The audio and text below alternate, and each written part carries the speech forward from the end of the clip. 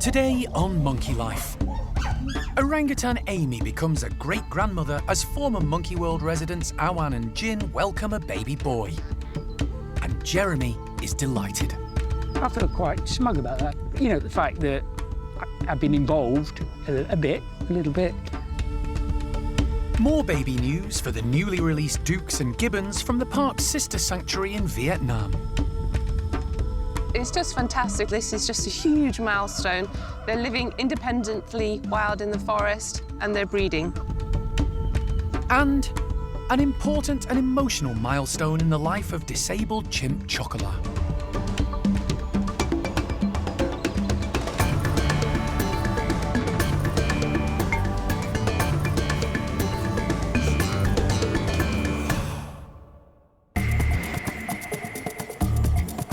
Monkey World in Dorset, buried deep in the English countryside, is the largest sanctuary of its kind on the planet. The team, led by Dr. Alison Cronin, rescue and rehabilitate abused and unwanted primates from all over the world. Box is secured into place, everything's good. The park provides a home for more than 250 primates from 24 different species.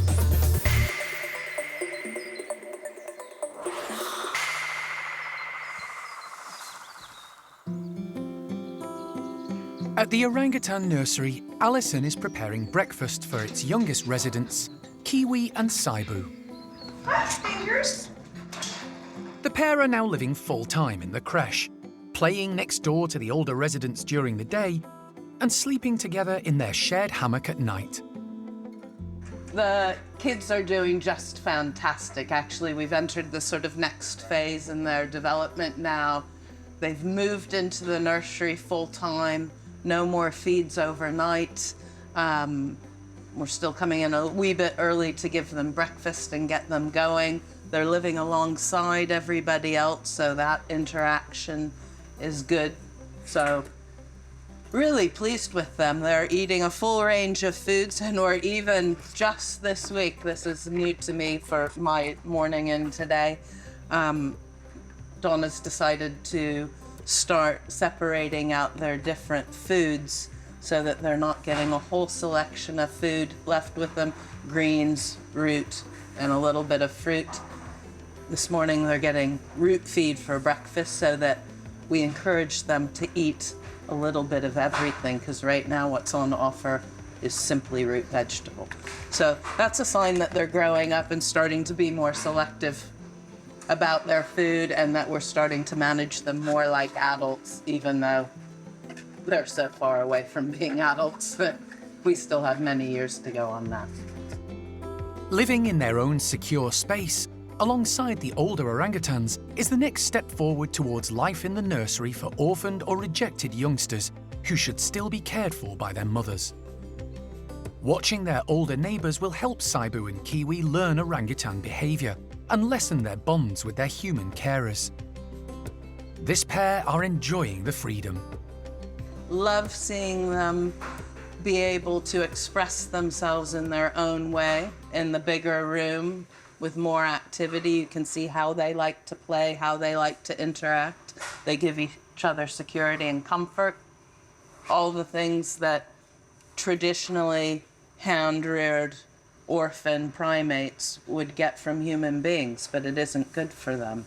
So really pleased to see their independence, and we're even taking them out into the bigger playroom now. We've kitted that out, and wow, their climbing skills, it's sort of a little bit scary and hard to watch, but they're really good.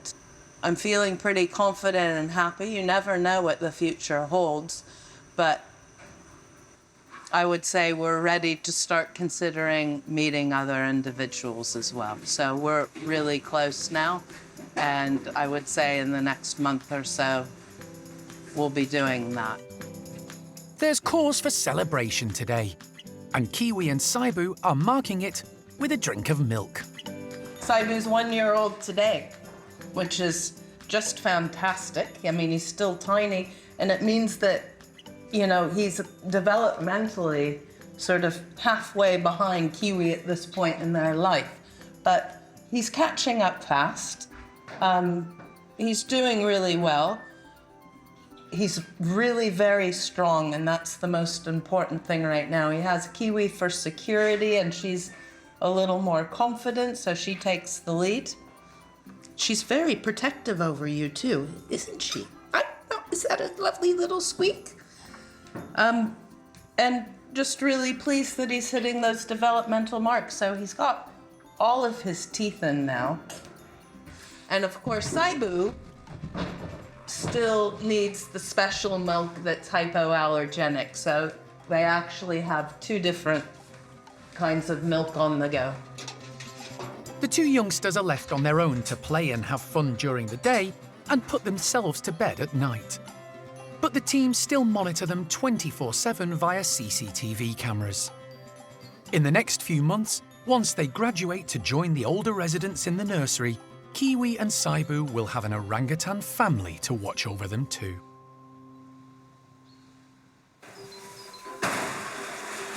Bart's chimpanzee group are getting a treat this morning. A few days ago, they missed out on the season's first harvest of corn because Bart's blood glucose level was too high. He's type 1 diabetic, which means he's on daily insulin and monitored regularly. As a result, his troop are limited to eating whatever is suitable for Bart. But today, it's good news for Bart and the rest of the troop. His reading is normal. The team are putting out a whole variety of cut browse for them to enjoy, including a special treat of apple tree branches laden with fruit. Giving this stuff to him first thing means that we've got the whole day to monitor his blood glucose and see how this has affected it, and then we can just manage him accordingly. The apples aren't fully ripe, so the sugar content shouldn't be too high. The browse provides plenty of fibre and roughage. Keeps them nice and busy, slows down their feeding process, so as they would in the wild. They spend like 50% of their time foraging, so putting out fresh browse is a great natural enrichment for them. Some of the troop have been watching from the tunnels and can't wait to investigate. Time to let them into the enclosure.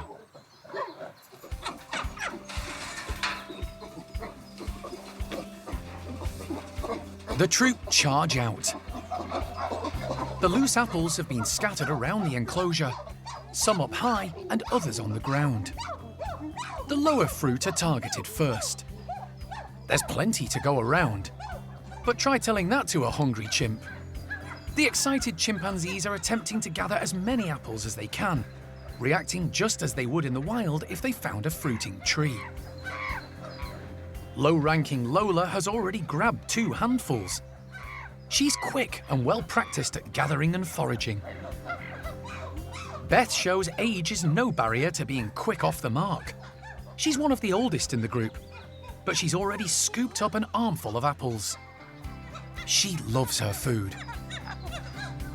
Leader Bart has made the most of his position in the group. As alpha male, no one's going to try and rob his stash of apples. His blood glucose is tested 3 times a day, so the team will be able to tell straight away if the apples have had an effect. While most of the group have settled down to eat the fruit, some have opted for the leafy browse. It's an important part of a chimp's diet, full of fibre and nutrients, and something they can spend hours processing and enjoying. Newest troop member Sasha has definitely acquired a taste for leaves. Grisby drags an entire branch up to one of the platforms to settle down for the day with food on hand, away from anyone with a mind to raid her hoard. Buster has a different approach.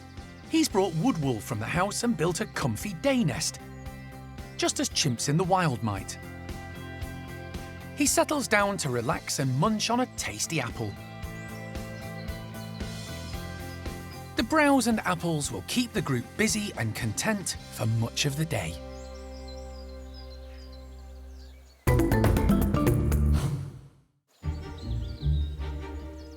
Each morning, as the park's primate residents begin to awake, Animal Director Jeremy Keeling makes his way over to Gordon's orangutan house. where the large male and two ladies, Amy and Xiao Lan, await his arrival. Come on, Lanny, on your back. You're a good girl. This is baby oil, just ordinary baby oil. Come on, in your mouth. 4, 3. Before the trio go outside for breakfast, Jeremy oils their skin and hair to keep them in tip-top condition. Xiao Lan's always had dry, scaly lips, and Amy has it a bit.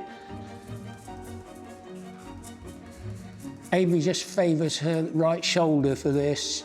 5, 4, 3. Here's a good girl. We're not going to do your belly because there isn't enough oil in the oil. On your lips, on your lips. Here you go, on your lips. Bottom lip. You see how nice their coats look and how their skin. Come on, in your mouth. Go, Gordon.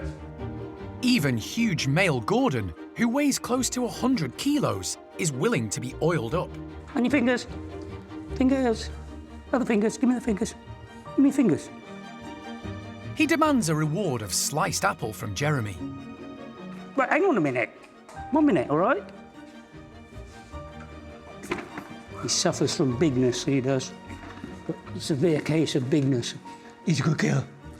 This is like a stepping stone for them to come in here, and then I can go through this procedure and they can all have the breakfast. Also, because somebody is on a strict diet, it makes it easier. The high quality food, i.e. the fruit. Yes, you can have 3 whole pellets. Look at that. And of course he has pellets till he's full, and you can tell he's full because then he tries to grab me. He's had enough. So she gets 2 reasonably small handfuls, well, 2 my small handfuls. She gets 3 pellets, and he gets until he tries to kill me, and then he can have what he wants. One more. With the morning routine complete, Jeremy heads outside into the orangutan's large enclosure.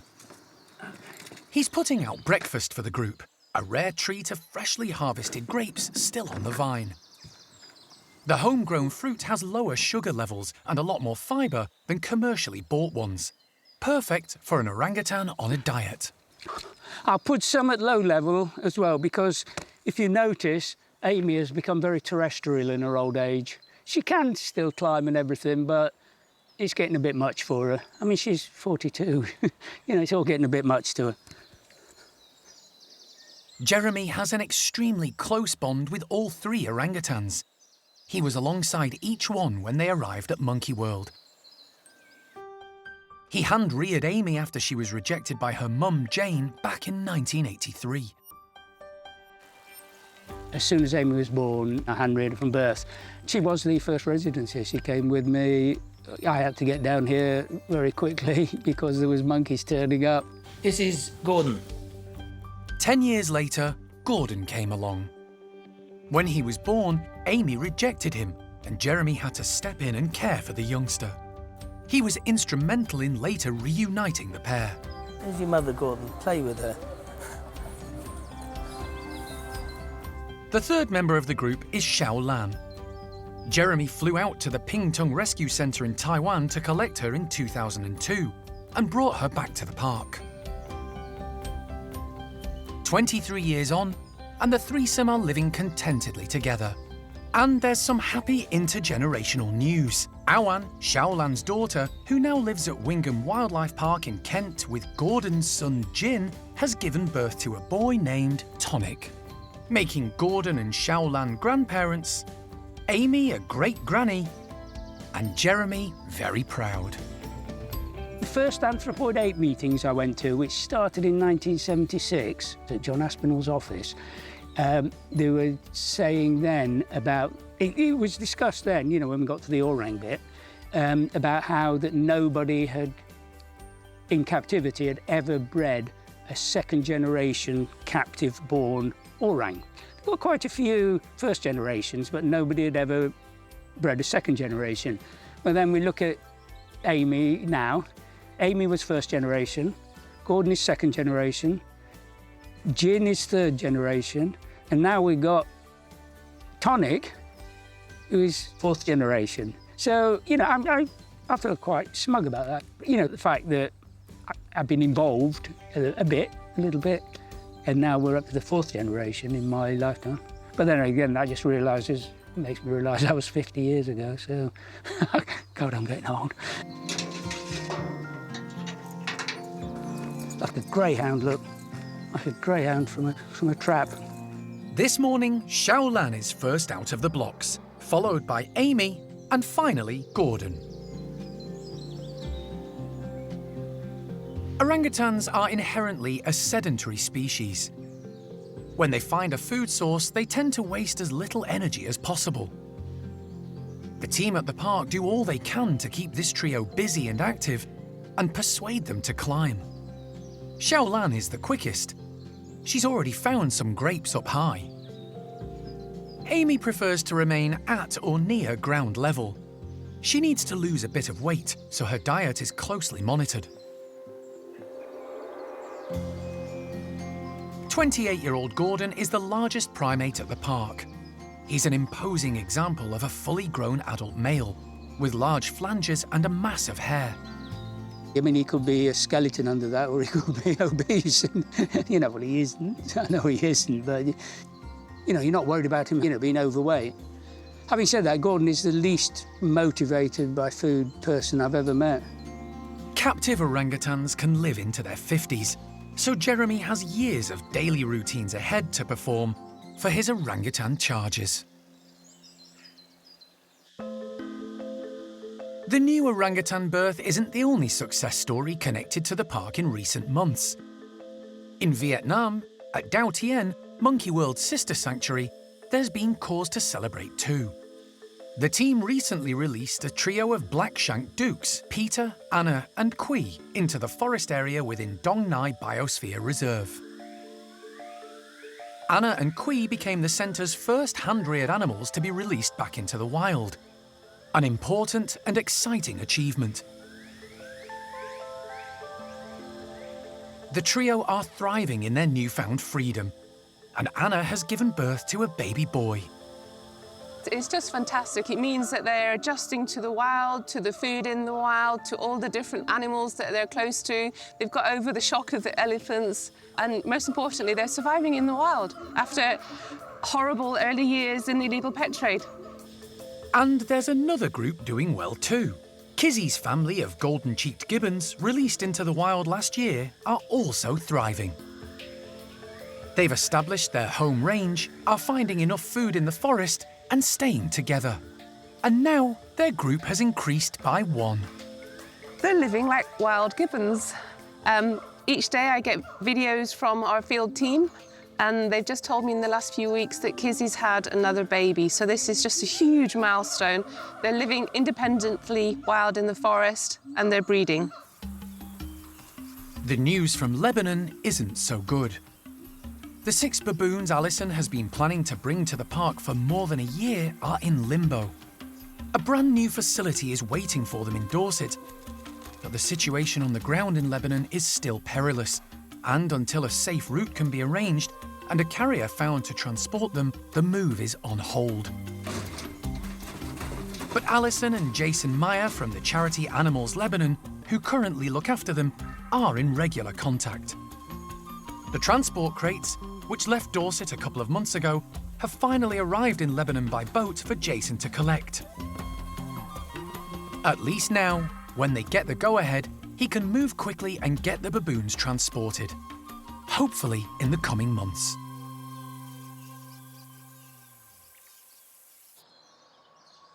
One of the park's biggest and most recent success stories, which also took a lot of time and organisation, is the arrival of chimp Chocola.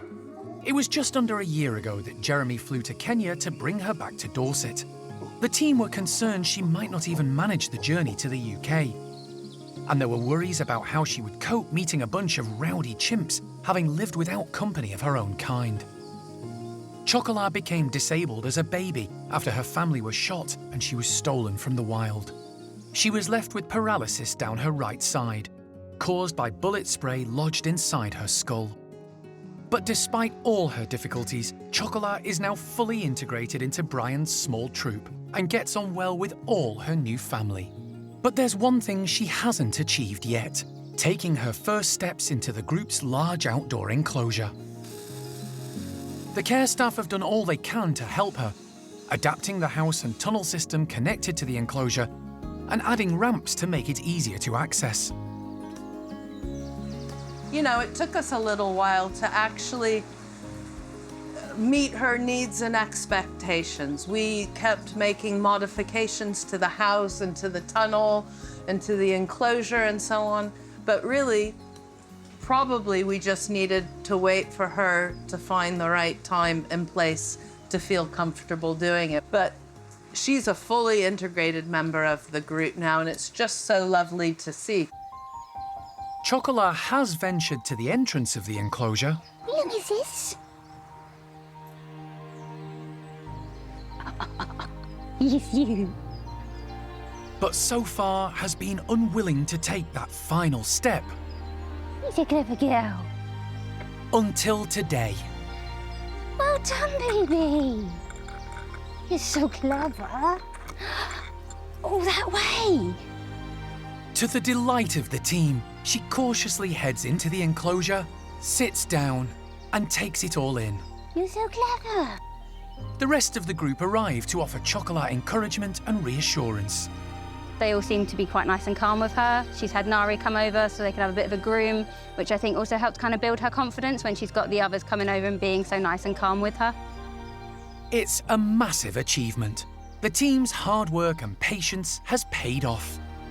Then, an emotional moment for all, Chocola starts to explore, taking the final step towards a more fulfilling life as a fully fledged member of a chimpanzee troop. I can't even believe it. I thank all of the stars, but really, most of the credit goes, of course, to Brian and his group of chimpanzees. In the end, the most important thing in what we do for all of the primates here at the park is give them their families back again. And being with other chimpanzees and seeing how they behave, interact, what they eat, how they do things, is what has brought Chocola back into the land of chimpanzee society. Couldn't be more pleased for her. It's just wonderful.